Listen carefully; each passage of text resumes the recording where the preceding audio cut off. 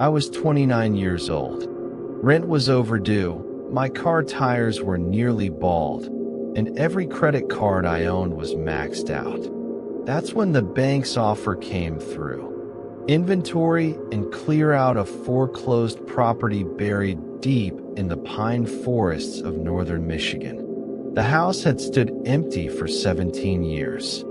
Its last owner, Evelyn Carver, disappeared in 2008.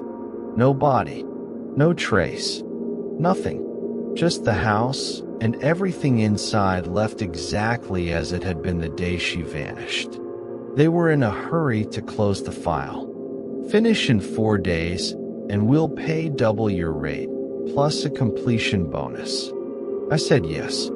I didn't have the luxury of saying no. That I arrived on October 12th, just before the light bled out of the sky. The final 3 miles were on a narrow dirt road so overgrown that branches clawed at both sides of my truck the entire way. It felt like the forest was trying to push me back. Then the trees suddenly parted and the house appeared. A tall, peeling gray Victorian, 2.5 stories. Broken gingerbread trim along the roofline. Windows like dark, empty sockets. The front door stood slightly ajar. There was no breeze. Still, it was open. The moment I stepped inside, the smell hit me. Mildew, old books, and something faintly metallic, like blood that had dried years ago and never quite left. The living room was frozen in time. Furniture hidden beneath dusty white sheets. A tall grandfather clock that hadn't moved its hands in 17 years. Picture frames scattered across tables and mantels, every single one turned face down. I picked one up and flipped it over. A black and white photograph. A woman in her late 30s. Severe mouth. Dark hair pinned into a tight, unforgiving bun. On the back, written in careful, deliberate handwriting.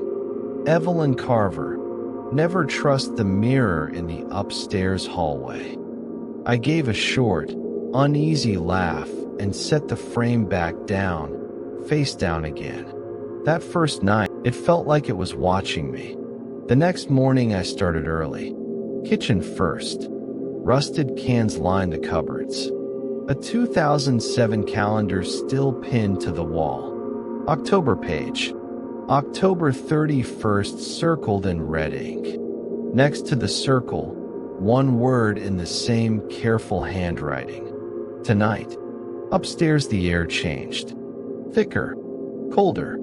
The staircase groaned under every step like it was complaining about being woken up. At the far end of the long, narrow second-floor hallway stood the mirror. 7 feet tall. Black walnut frame carved with twisting vines and faces that looked half human, half something older and wrong. The glass was perfectly clean. Everything else in the house wore a thick layer of dust. Except that mirror that I tried not to look directly at it.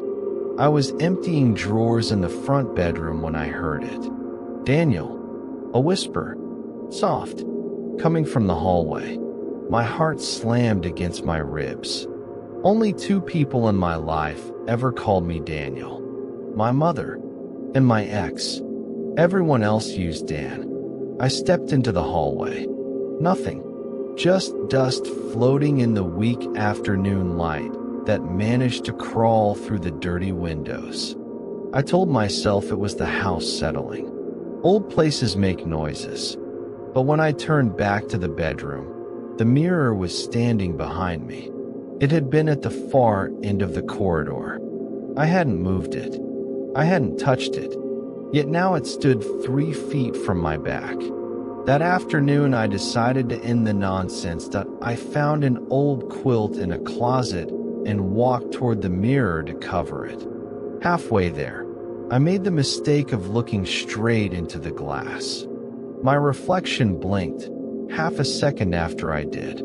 I stumbled backward, caught my foot on the edge of a rug, and crashed to the floor. When I looked up again, the reflection was smiling. I wasn't that I left the quilt on the floor and backed out of the room. That night, I told myself I was being childish. I needed the money. So I set up an air mattress in the small guest room at the back of the house. The room that felt marginally less wrong than the others. I locked the door, checked the window twice, turned off the light. At 3:17 a.m., I woke up. Someone was standing at the foot of the mattress. I fumbled for the flashlight. Beam swept the room. Empty. But the mirror was there, right beside the bed. The glass was fogged over, like someone had breathed on it from the inside. And in that condensation, someone had written in trembling, uneven letters. "You said you would stay." The next morning, I called the bank from the driveway. "I'm done. I'm not finishing this job." They offered triple the original amount if I would just stay and complete the inventory. I hated myself for going back. That third day, I stopped being careful. I tore baseboards loose. I pried open cabinets. I ripped panels off walls. In the dining room, behind a loose section of wainscoting, I found them, letters. Dozens of them. Hundreds maybe. Every envelope addressed to Evelyn Carver. Every return address. This house. All of them written in her handwriting. She had been writing to herself. I opened one at random. Then another. Then the last one, dated October 28th, 2008. It knows my name now. It knows the rhythm of my breathing. It knows how my pulse jumps when I'm afraid. Tonight it asked me to come closer. I think I'm going to listen.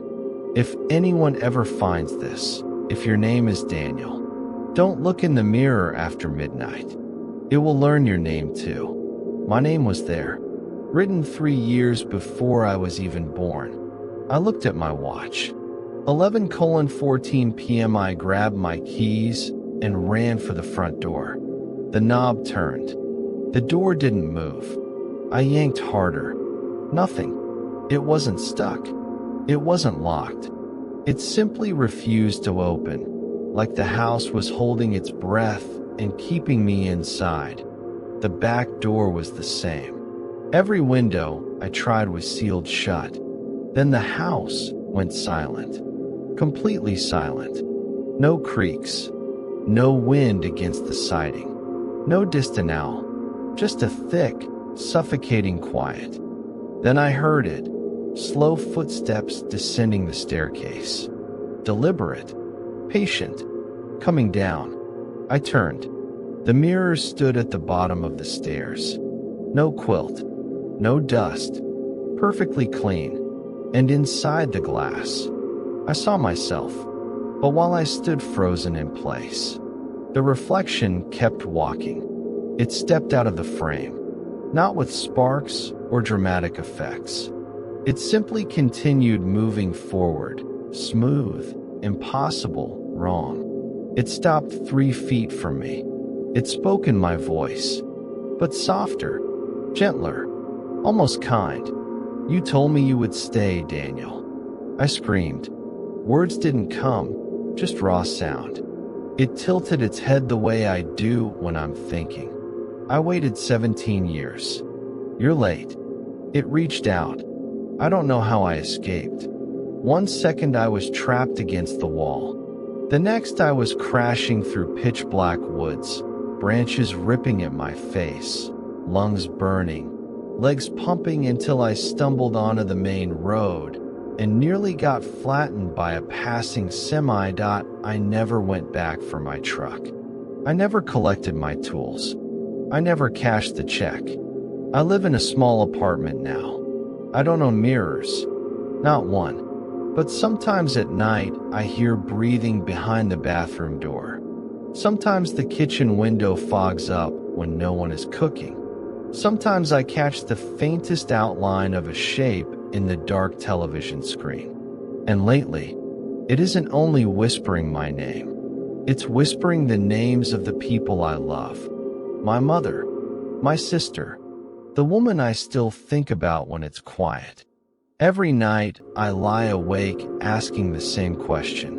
What happens the day I look into something reflective, and the face that smiles back isn't mine? When that day comes, what will I do?